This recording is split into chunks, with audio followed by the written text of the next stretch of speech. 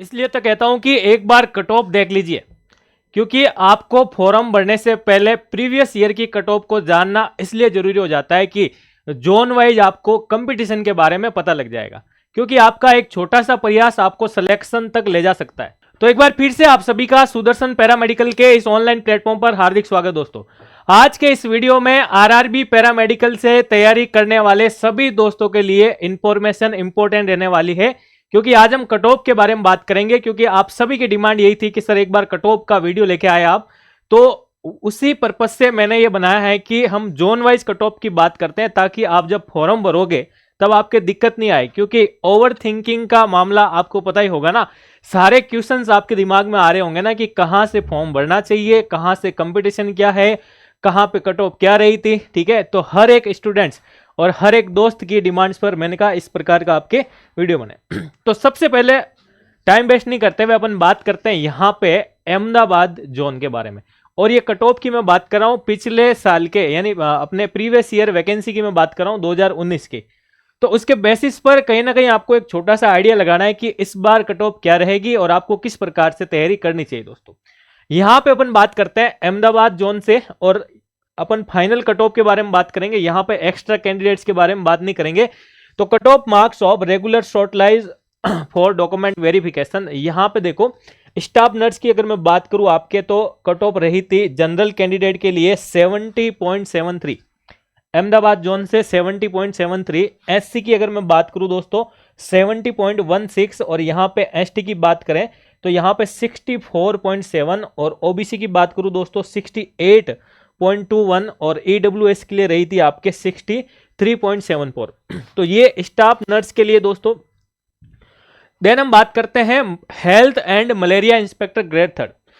ये post very very very important, और इसकी तैयारी करने वाले दोस्तों आप लोगों के लिए अच्छी बात है कि अच्छी पोस्ट है इस बार। तो मलेरिया और हेल्थ इंस्पेक्टर की बात करें अहमदाबाद जोन से, तो जनरल की पोस्ट तो जी वो है आपके 61.56, और एसटी की मैं बात करूं यहाँ पे 55.10। एससी की पोस्ट नहीं थी इस जोन के अंदर। ओबीसी की बात करें यहाँ पे 55.78, और ईडब्ल्यूएस के लिए रही थी आपके 52.72।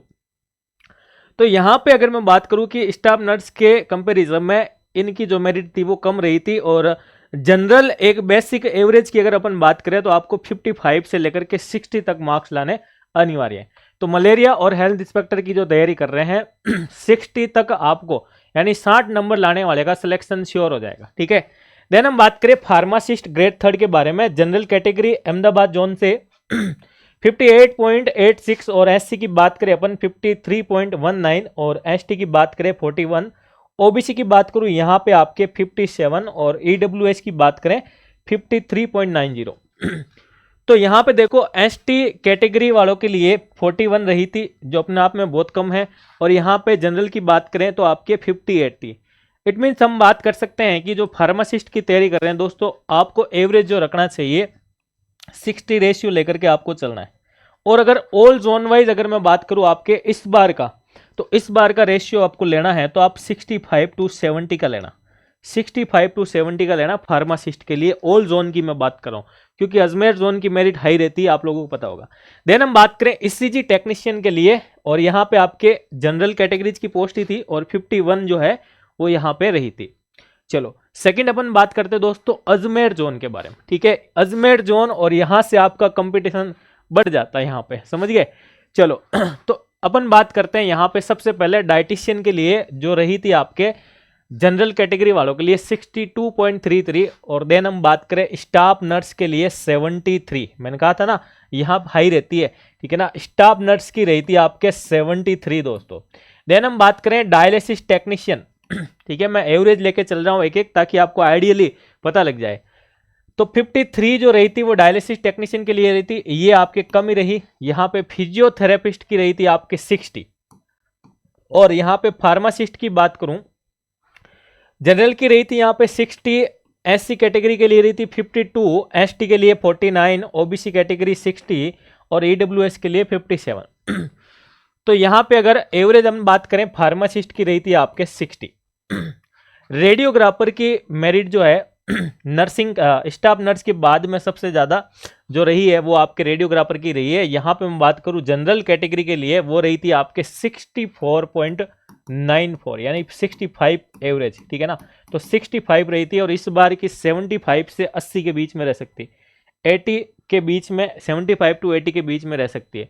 Lab assistant grade 2, lab assistant grade 2 की अगर मैं बात करूं, यहाँ पे आपके जनरल कैटेगरी के लिए थी आपके 61 और उसके बाद में बात करूं आपके एससी के लिए 56, एसटी के लिए आपके 39, ठीक है ना, 39 एसटी के लिए ये कम रही थी आपके। ओबीसी कैटेगरी की बात करें यहाँ पे तो 60, तो लैब टेक्नीशियन और आपके रेडियोग्राफर के दोनों के बीच में डिफरेंस भी आपके 5 मार्क्स का होगा यहाँ पे, ठीक है। और ईडब्ल्यूएस की बात करें यहाँ पे आपके तो 49.82, तो ऑलमोस्ट अगर ओबीसी कैटेगरी और जनरल कैटेगरी की अगर अपन बात करें तो 61 के आसपास रही थी, और इस बार की अगर अपन बात करें यहाँ पे आपको रेशियो लेना 65 टू 68 के आसपास, ठीक है। चलो फिर हम बात करते हैं अहमदाबाद के बारे में यहाँ पे। तो अहमदाबाद की अहमदाबाद क्या, इलाहाबाद की बात करें ना, इलाहाबाद, इलाहाबाद की स्टाफ नर्स की अगर अपन बात करें यहाँ पे तो यहाँ पे देखो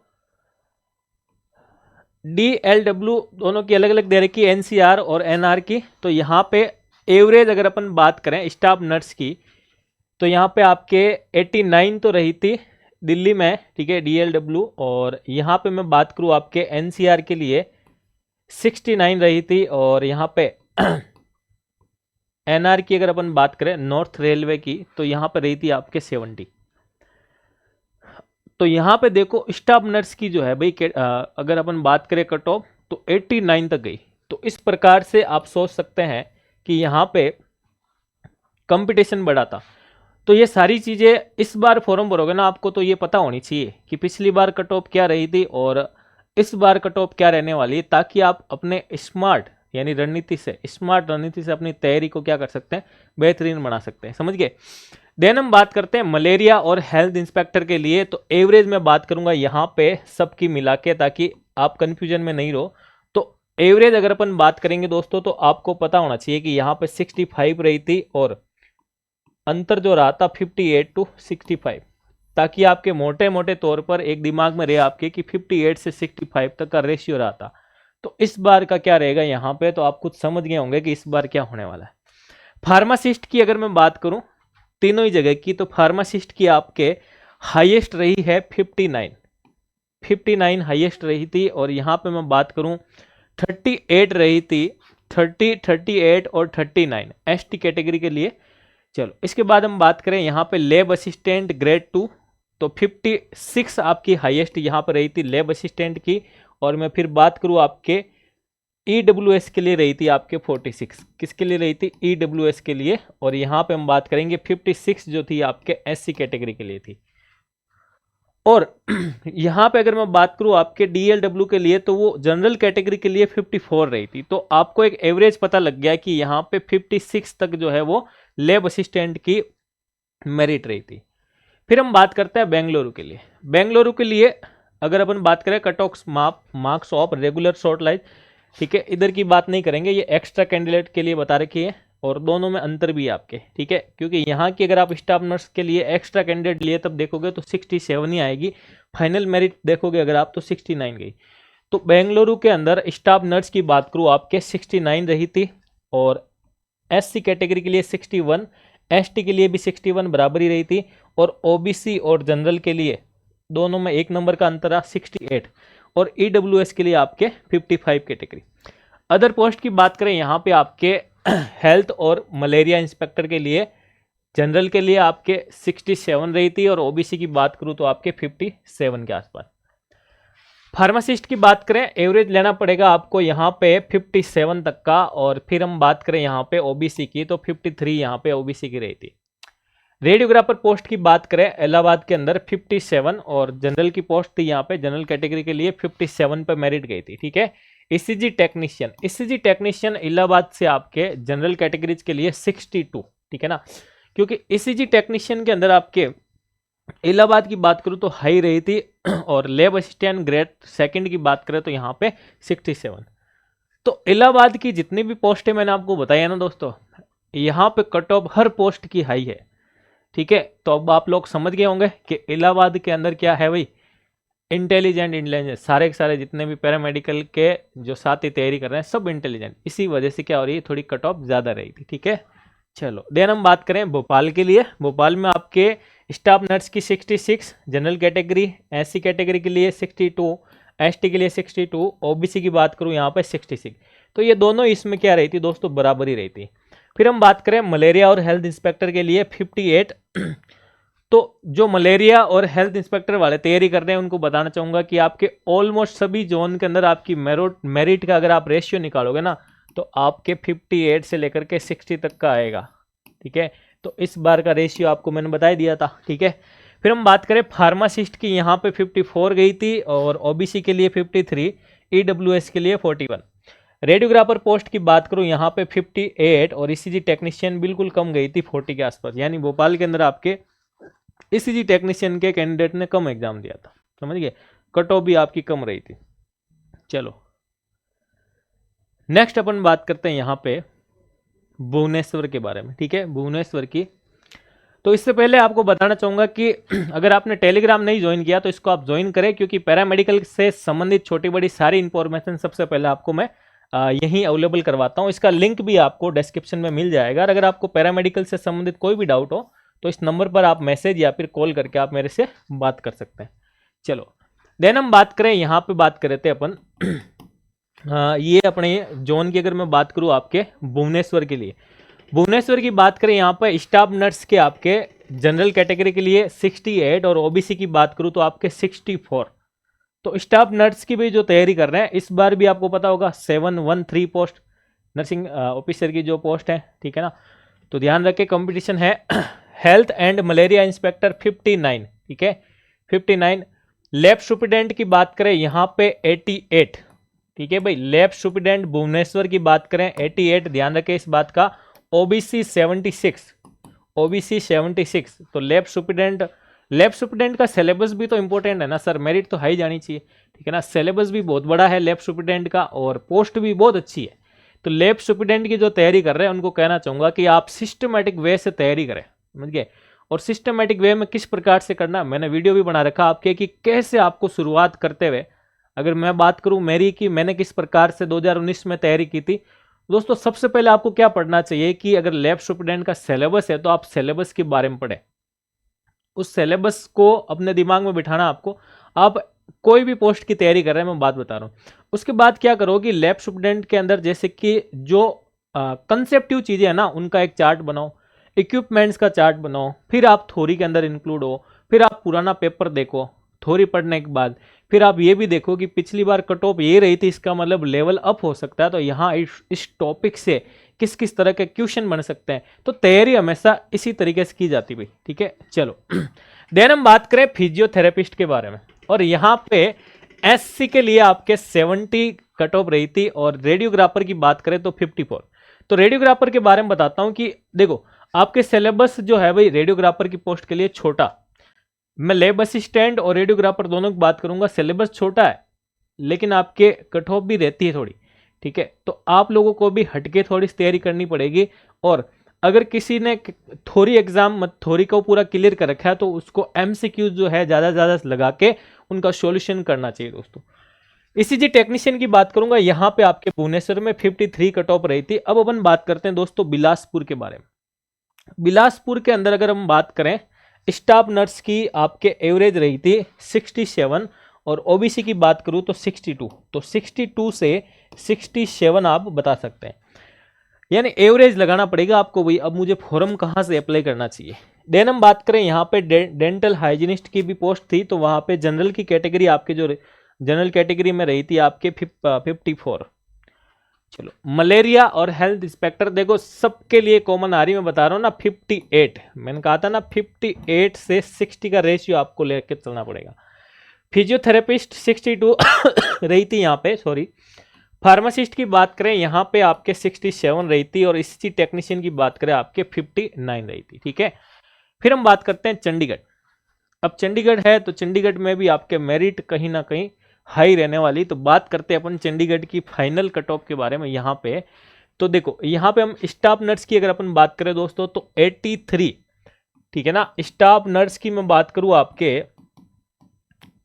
वो रही है आपके 83, और यहाँ पे इसी की ओबीसी की बात करूं वो रही है आपके 73। तो ये एवरेज लगा लो 70 से 83 के आसपास। देन हम बात करें मलेरिया और हेल्थ इंस्पेक्टर के बारे में, जनरल कैटेगरी की 64, एससी के लिए 56, एसटी के लिए 54, ओबीसी की 62, ईडब्ल्यूएस की 64। फिर से कह रहा हूं मैं आपको कि आपको इस बार का जो रेशियो रखना है दोस्तों वो 65 तक रखना, मलेरिया और हेल्थ इंस्पेक्टर की बात कर रहा हूं।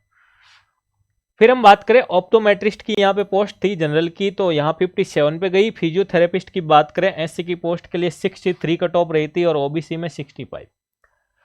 कुछ जो पोस्टें हैं कम है लेकिन इंपॉर्टेंट है, जैसे मैं बात करूं आपके ऑप्टोमेट्रिस्ट की कम पोस्ट आई इस बार, तो कंपटीशन रहेगा। दूसरा हम बात करूं फिजियोथेरेपिस्ट के लिए है, तो आप अच्छे से प्रिपरेशन करें भाई, ठीक है ना। फिर आता आपके फार्मासिस्ट, यहाँ पे अपन बात करें तो 67 रही थी जनरल कैटेगरी के लिए, और यहाँ पे आपके एससी के लिए 55, एसटी के लिए 45 और ईडब्ल्यूएस के लिए 54। रेडियोग्राफर की यहाँ पे देखो 74 गई भाई। रेडियोग्राफर की अगर मैं बात करूँ आपके तो 74 यहाँ पर रही। ईसीजी टेक्नीशियन की बात करें यहाँ पे तो आपके रही है 62, और लैब असिस्टेंट की बात करूँ आपके तो 64। फिर हम बात करते हैं चेन्नई के बारे में। चेन्नई में आपके स्टाफ नर्स जो रहा है वो 69 पे रहा है, तो मैं एवरेज बात करूंगा आपके कि 65 से लेकर के 69 तक का।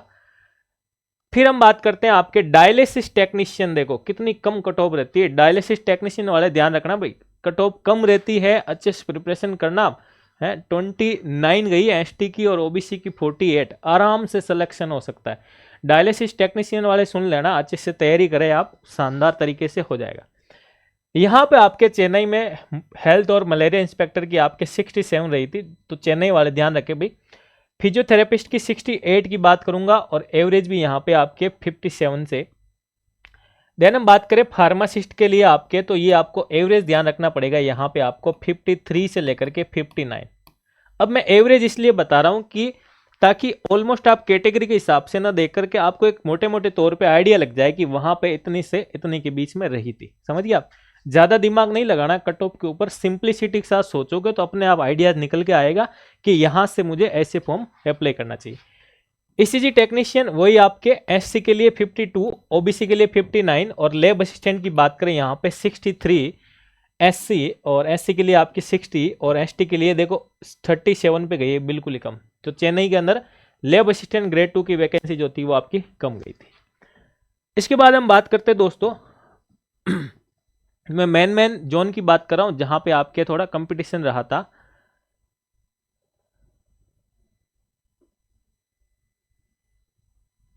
मुंबई की बात करते हैं फाइनल के बारे में। यहाँ पे आपके स्टाफ नर्स की रहती और एवरेज अगर मैं बात करूँ आपके 62 से लेकर के दोस्तों 69 के आसपास, और डायलिसिस टेक्नीशियन की आपके 49, ठीक है।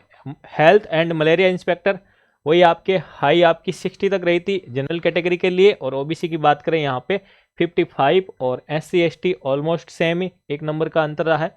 और फिर हम बात करें लैब सुपरडेंट की, यहाँ पे पोस्ट थी और हाई कट ऑफ है यहाँ पे। एससी के लिए भी 73 दे रखी दोस्तों, एसटी के लिए आपकी 72 और ओबीसी के लिए आपकी 75। इस लैब सुपरडेंट वाले जो तैयारी कर रहे हैं उनको मैं कहना चाहूँगा कि अब बढ़िया तरीके से तैयारी करें, कंपटीशन है, कट ऑफ हाई रहती है, समझ गया आप।